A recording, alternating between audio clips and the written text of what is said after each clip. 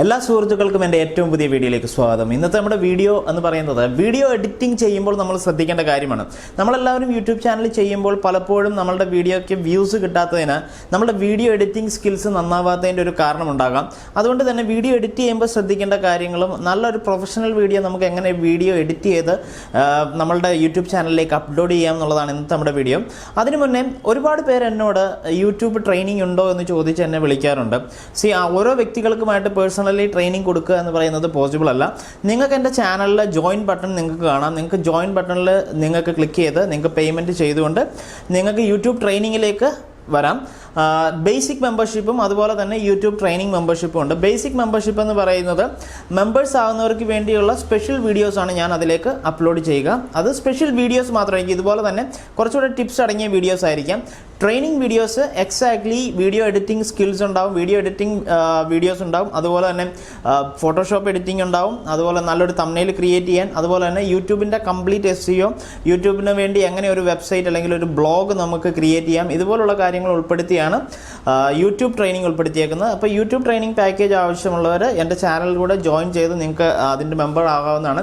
അപ്പോൾ നമുക്ക് ഇന്നത്തെ വീഡിയോയിലേക്ക് പോകാം. ഇതുവരെയായിട്ടും ഈ ചാനൽ സബ്സ്ക്രൈബ് ചെയ്യാത്ത സുഹൃത്തുക്കൾ സബ്സ്ക്രൈബ് ചെയ്യാൻ മറക്കരുത്.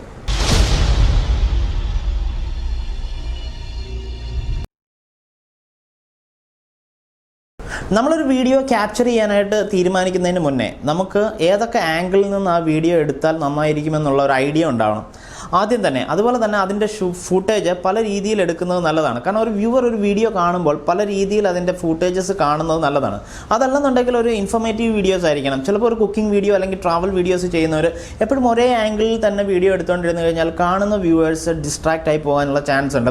നിങ്ങൾക്ക് നമ്മളൊരു വീഡിയോ എഡിറ്റ് ചെയ്യുമ്പോൾ പ്രത്യേകം ശ്രദ്ധിക്കേണ്ട ഒരു ലോങ് ഷോട്ട് ഉൾപ്പെടുത്താം, അതുപോലെ തന്നെ ഒരു ക്ലോസ് ഷോട്ട് ഉൾപ്പെടുത്താം, സൈഡ് വ്യൂ ഉൾപ്പെടുത്താം. അങ്ങനെ വീഡിയോസ് കുറച്ച് എടുത്തതിന് ശേഷം മാത്രമായിരിക്കണം നമ്മൾ വീഡിയോ എഡിറ്റ് ചെയ്യാനായിട്ട് പാടുള്ളൂ. എങ്കിൽ മാത്രമേ നല്ല രീതിയിൽ ഒരു വ്യൂവേഴ്സിൻ്റെ റിട്ടൻഷൻ കിട്ടുള്ളൂ. യൂട്യൂബിനെ സംബന്ധിച്ചിടത്തോളം വ്യൂവർ റിട്ടൻഷൻ, അതായത് ഒരു വ്യൂവർ എത്ര സമയം നമ്മുടെ വീഡിയോ കാണുന്നു എന്നുള്ളത് വളരെ ഇമ്പോർട്ടൻ്റ് ആണ്. രണ്ടാമതായി നമ്മൾ പ്രത്യേകം ശ്രദ്ധിക്കേണ്ടത് എന്താണെന്ന് ചോദിച്ചു കഴിഞ്ഞാൽ നമ്മളുടെ വീഡിയോ നമ്മൾ ഫൂട്ടേജ് ഷൂട്ട് ചെയ്ത് കഴിഞ്ഞ് കഴിഞ്ഞാൽ ഓൺ ദ സ്പോട്ടിൽ തന്നെ അത് കോപ്പി ചെയ്ത് ഹാർഡ് ഡിസ്കിലേക്കോ കമ്പ്യൂട്ടറിലേക്കോ സൂക്ഷിക്കാൻ ശ്രദ്ധിക്കുക. നമുക്ക് എന്തെങ്കിലും കാരണവശാൽ മിസ്സായി പോയി കഴിഞ്ഞാൽ അന്നത്തെ വീഡിയോസ് മുഴുവൻ നമ്മൾക്ക് ലോസ് ആവും.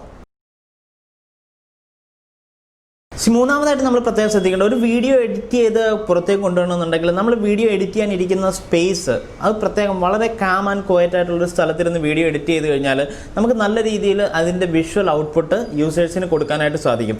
വളരെ ഡിസ്റ്റർബ് ആയിട്ടുള്ള ഒരു ഏരിയയിലിരുന്ന് അല്ലെങ്കിൽ ഒരു ക്രൗഡഡ് ഏരിയയിലിരുന്ന് നമ്മൾ വീഡിയോ എഡിറ്റ് ചെയ്യുമ്പോൾ നമുക്ക് സ്വാഭാവികമായിട്ടും നമ്മുടെ വീഡിയോയെ ശ്രദ്ധിക്കാനായിട്ട് സാധിക്കത്തില്ല.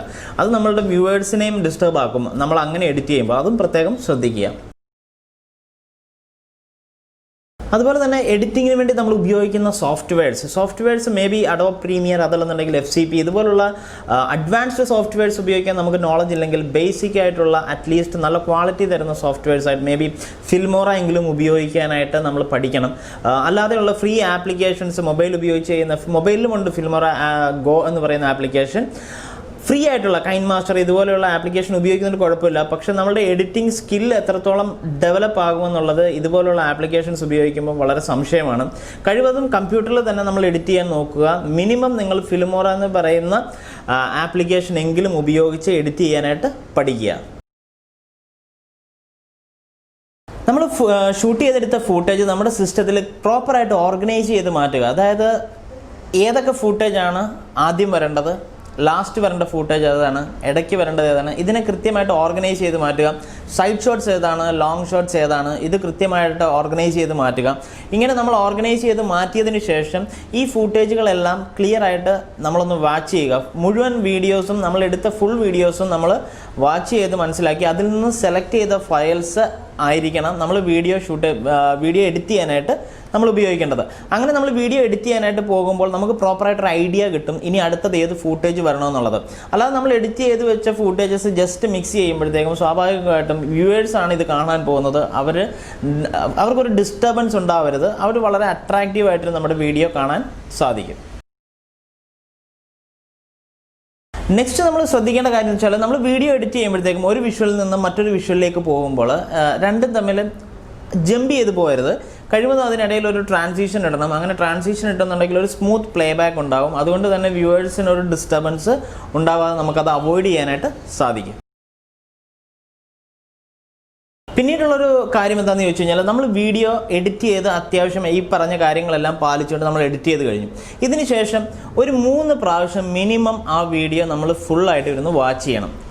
3 തവണ മിനിമം ഫുള്ളായിട്ടിരുന്ന് വാച്ച് ചെയ്യണം. അങ്ങനെ കണ്ടെങ്കിൽ മാത്രമേ നമുക്ക് എന്തെങ്കിലും എറേഴ്സ് അതിനകത്ത് ഉണ്ടെന്നുണ്ടെങ്കിൽ ഫൈൻഡ് ഔട്ട് ചെയ്യാൻ പറ്റത്തുള്ളൂ. അങ്ങനെ ഫൈൻഡ് ഔട്ട് ചെയ്യണം. കാരണം നമ്മൾ വിചാരിക്കും ഇതൊക്കെ വലിയ കാര്യമാണോ എന്ന് ചോദിക്കും. തീർച്ചയായിട്ടും വലിയ കാര്യമാണ്. ഒരു യൂസറുടെ മൈൻഡ് അനുസരിച്ച് നമ്മൾ വീഡിയോ കൊടുക്കുക എന്നുള്ളത് നമ്മുടെ ജോലിയാണ്. അത് നമ്മൾ പ്രോപ്പറായിട്ട് ചെയ്യുന്നില്ല എന്നുണ്ടെന്നുണ്ടെങ്കിൽ ഒരിക്കലും നമ്മുടെ വീഡിയോയ്ക്ക് ഒരുപാട് വാച്ച് ടൈം കിട്ടത്തില്ല. നിങ്ങൾക്കറിയാം, യൂട്യൂബ് ഏറ്റവും കൂടുതലും പറയുന്നത് വാച്ച് ടൈം വേണമെന്നുള്ളതാണ്. വാച്ച് ടൈം അങ്ങനെ വെറുതെ കിട്ടില്ല. വ്യൂവേഴ്സ് നമ്മുടെ വീഡിയോ കാണണമെങ്കിൽ ഉള്ള ഒരു കാരണം നമ്മൾ ഉണ്ടാക്കിയെടുക്കണം. ഇതിപ്പോൾ ഒരു എക്സ്പ്ലൈനിങ് വീഡിയോ അല്ലെന്നുണ്ടെങ്കിൽ കുറച്ച് ടിപ്സ് കൊടുക്കുന്ന വീഡിയോ ഒക്കെ ആണെന്നുണ്ടെങ്കിൽ കഴിവതും ടൈറ്റിൽ കാർഡ് ഓരോ ടിപ്പിനും മുമ്പ് ആഡ് ചെയ്ത് കൊടുക്കാനായിട്ട് ശ്രദ്ധിക്കുക. അപ്പം ഞാൻ മിക്ക വീഡിയോയിലും ടൈറ്റിൽ കാർഡുകൾ ആഡ് ചെയ്യാറുണ്ട്. ചില സമയങ്ങളിൽ ആഡ് ചെയ്യാതിരിക്കുന്നുണ്ട്. ടൈറ്റിൽ കാർഡ് ആഡ് ചെയ്ത് കൊടുക്കുമ്പോൾ സ്വാഭാവികമായിട്ടും നമ്മുടെ യൂസേഴ്സിന് അടുത്തത് എന്താണ് പറയാൻ പോകുന്നതെന്നുള്ളത് വ്യക്തമായിട്ട് മനസ്സിലാകും. ഈ വീഡിയോയിൽ ഞാൻ പ്രോപ്പറായിട്ട് ടൈറ്റിൽ കാർഡ് ആഡ് ചെയ്തിട്ടുണ്ട്. നിങ്ങൾക്കത് മനസ്സിലാകുന്നുണ്ടാവും. പിന്നെ നമ്മൾ സംസാരിച്ചുകൊണ്ടിരിക്കുമ്പോഴത്തേക്കും എന്തെങ്കിലും ഇപ്പോൾ ഞാൻ this is the tip number 1 എന്ന് പറയുമ്പോൾ ടിപ്പ് നമ്പർ 1 വരുന്നു. This is the tip number 2 എന്ന് പറയുമ്പോൾ ടിപ്പ് നമ്പർ 2 വരുന്നു. അങ്ങനെ അല്ലെങ്കിൽ നമ്മളൊരു കുക്കറി വീഡിയോ ചെയ്യുന്നവരാണെന്ന് നോക്കാം, അല്ലെങ്കിൽ മേ ബി ഒരു മോട്ടിവേഷണൽ ടിപ്പ് കൊടുക്കുന്നവരാവാം. അങ്ങനെയുള്ളവർ എന്തെങ്കിലും വീഡിയോസൊക്കെ ചെയ്യുമ്പോഴത്തേക്കും അവർ ഓരോ ടിപ്സായിട്ട് പറയുമ്പോൾ അതിൻ്റെ സ്റ്റെപ്സ് ഇവിടെ സൈഡിൽ എഴുതി കാണിക്കുന്നത് അതും നമ്മുടെ വ്യൂവേഴ്സിനെ കുറച്ചുകൂടെ അട്രാക്റ്റീവ് ആക്കും. അവർ നമ്മുടെ വ്യൂവേഴ്സിനെ അവിടെ പിടിച്ചിരുത്താൻ ഇതുപോലെയുള്ള പോപ്പപ്സ് കൊടുക്കുന്നതും വീഡിയോ എഡിറ്റ് ചെയ്യുമ്പോൾ നല്ലതാണ്.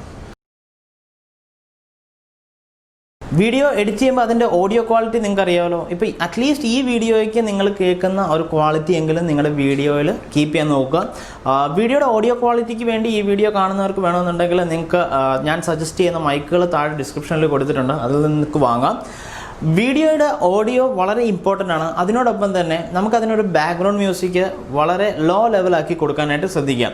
ബാക്ക്ഗ്രൗണ്ട് മ്യൂസിക് കൊടുക്കുകയാണെന്നുണ്ടെങ്കിൽ വ്യൂവേഴ്സിന് കുറച്ചുകൂടെ കാതിന് ഇമ്പം ഉണ്ടാവും. അതുകൊണ്ട് തന്നെ നമ്മൾ പറയുന്ന കാര്യങ്ങൾ കുറച്ചുകൂടെ സിമ്പിളായിട്ട് അവർക്കിരുന്ന് റിലാക്സ് ആയിട്ടിരുന്ന് കേൾക്കാനായിട്ട് സാധിക്കും. പക്ഷേ ഒരുപാട് ഹൈ വോളിയത്തിൽ നമ്മൾ കൊടുക്കരുത്, വളരെ ലോ വോളിയത്തിൽ കൊടുക്കണം. അതുപോലെ തന്നെ ബാക്ക്ഗ്രൗണ്ട് മ്യൂസിക് നിങ്ങൾ സെലക്ട് ചെയ്യാനായിട്ട് യൂട്യൂബിൻ്റെ ഓഡിയോ ലൈബ്രറിയിൽ നിന്ന് മാത്രം സെലക്ട് ചെയ്യുക. മറ്റ് സോഴ്സസിൽ നിന്ന് മ്യൂസിക്കുകൾ നിങ്ങൾ ഉപയോഗിച്ചിട്ടുണ്ടെന്നുണ്ടെങ്കിൽ ഇന്നല്ലെങ്കിൽ നാളെ അതിന് കോപ്പിറൈറ്റ് ഇഷ്യൂ വന്നു കഴിഞ്ഞാൽ നമുക്ക് അത് ഡിസ്പ്യൂട്ട് ചെയ്യാനായിട്ടോ അല്ലെങ്കിൽ നമ്മുടെ വീഡിയോയ്ക്ക് കോപ്പിറൈറ്റ് ഒഴിവാക്കാനായിട്ടോ മേ ബി പോസിബിൾ ആകണമെന്നില്ല. പിന്നീട് ഒരു കാര്യം കൂടെ നമ്മൾ ശ്രദ്ധിക്കേണ്ടത്, നമ്മളൊരു മ്യൂസിക് തിരഞ്ഞെടുക്കുമ്പോഴത്തേക്കും സ്വാഭാവികമായിട്ടും അത് എന്ത് ടൈപ്പ് ഓഫ് വീഡിയോ ആണെന്ന് മനസ്സിലാക്കി അതിനനുസൃതമായിട്ടുള്ള മ്യൂസിക് സെലക്ട് ചെയ്യണം. അതൊരു കോമഡി വീഡിയോ ആണെന്നുണ്ടെങ്കിൽ അതിനനുസൃതമായിട്ടുള്ള മ്യൂസിക്, ഡ്രാമ അല്ലെന്നുണ്ടെങ്കിൽ ഒരു വ്ളോഗ് ആണെന്നുണ്ടെങ്കിൽ കുറച്ചുകൂടെ എൻ്റർടൈൻ ചെയ്യുന്ന ടൈപ്പുള്ള മ്യൂസിക് സെലക്ട് ചെയ്യുക. അതുപോലെ തന്നെ അതിൻ്റെ മൂഡ് നമ്മൾ സെറ്റ് ചെയ്യുക. അതൊക്കെ നമുക്ക് യൂട്യൂബ് ഓഡിയോ ലൈബ്രറിയിൽ മൂഡ് അനുസരിച്ചും പല ഇൻസ്ട്രുമെൻറ്റ്സ് അനുസരിച്ചും ഒക്കെ നമുക്ക് ഡൗൺലോഡ് ചെയ്ത് എടുക്കാനുള്ള ഓപ്ഷൻ ഉണ്ട്. പ്രത്യേകം ശ്രദ്ധിക്കേണ്ടതെന്ന് വെച്ചാൽ ക്രിയേറ്റീവ് ആട്രിബ്യൂഷൻ റിക്വയർഡും ആട്രിബ്യൂഷൻ നോട്ട് റിക്വയർഡ് മ്യൂസിക്കുകളും യൂട്യൂബ് ഓഡിയോ ലൈബ്രറിയിലുണ്ട്. ആട്രിബ്യൂഷൻ റിക്വയർഡ് എന്ന് പറഞ്ഞു കഴിഞ്ഞാൽ നിങ്ങളിപ്പോൾ കാണുന്നത് പോലെ തന്നെ ഒരു ടെക്സ്റ്റ് നമുക്ക് ആ ഓഡിയോയുടെ കൂട്ടത്തിൽ തന്നെയുള്ള ഒരു ടെക്സ്റ്റ് നമ്മുടെ വീഡിയോയുടെ ഡിസ്ക്രിപ്ഷനിൽ കൊടുക്കേണ്ടി വരും. ആട്രിബ്യൂഷൻ നോട്ട് റിക്വയർഡ് ആണെന്നുണ്ടെങ്കിൽ നമുക്ക് ആ മ്യൂസിക് എപ്പോൾ വേണമെങ്കിലും ഉപയോഗിക്കാം. കഴിവതും ഞാൻ സജസ്റ്റ് ചെയ്യുന്നത് ആട്രിബ്യൂഷൻ നോട്ട് റിക്വയർഡ് ആയിട്ടുള്ള മ്യൂസിക്കുകൾ ഉപയോഗിക്കാൻ വേണ്ടിയാണ്. കാരണം ആട്രിബ്യൂഷൻ റിക്വയർഡ് ഉപയോഗിച്ചാൽ ചിലപ്പോൾ നമ്മുടെ വീഡിയോസ് നമ്മൾ പിന്നീട് എപ്പോഴെങ്കിലും നമ്മൾ ഈ മ്യൂസിക് ഉപയോഗിക്കുമ്പോൾ ചിലപ്പോൾ ഈ ഒരു കാര്യം നമ്മൾ ഡിസ്ക്രിപ്ഷനിൽ ഇട്ട് കൊടുക്കാൻ മറന്നു പോകാം. അത് നമുക്ക് മേ ബി ഫ്യൂച്ചറിൽ ഒരു പ്രോബ്ലം ഉണ്ടാവാൻ ചാൻസ് ഉണ്ട്. അതുപോലെ തന്നെ നമ്മുടെ വീഡിയോയുടെ കളർ കറക്ഷൻ യൂഷ്വലി നല്ലൊരു പ്രൊഫഷണൽ എഡിറ്റേഴ്സ് ഉപയോഗിക്കുന്നത് ഇപ്പോൾ കളർ കറക്ഷന് വേണ്ടി ഇപ്പോൾ ഡാവിഞ്ചി അതല്ലെന്നുണ്ടെങ്കിൽ പ്രീമിയർ അല്ലെങ്കിൽ FCP ഇതുപോലുള്ള സോഫ്റ്റ്വെയർസ് ആണ് നിങ്ങൾ ഉപയോഗിക്കുന്നുണ്ടെങ്കിൽ അവർക്ക് ഈ വീഡിയോ ഒരിക്കലും യൂസ്ഫുൾ ആകാൻ കാര്യമില്ല. കാരണം എന്താ വെച്ചാൽ അവർക്കറിയാം അത്യാവശ്യം നല്ല രീതിയിൽ വീഡിയോ എഡിറ്റ് ചെയ്യാനായിട്ട് തന്നെ. നമ്മളെപ്പോലുള്ള ബിഗിനേഴ്സിന് നല്ല രീതിയിൽ വീഡിയോ എഡിറ്റ് ചെയ്യണമെന്നുണ്ടെങ്കിൽ കളർ കറക്ഷനെ കുറിച്ച് നമ്മൾ അറിയണം, കളർ കോമ്പിനേഷനെ കുറിച്ച് നമ്മൾ അറിയണം. അതെങ്ങനെ നമ്മൾ ഉപയോഗിക്കുന്ന സോഫ്റ്റ്വെയറിൽ പ്രോപ്പറായിട്ട് ഉപയോഗിക്കുക എന്നുള്ളത് പഠിക്കണം.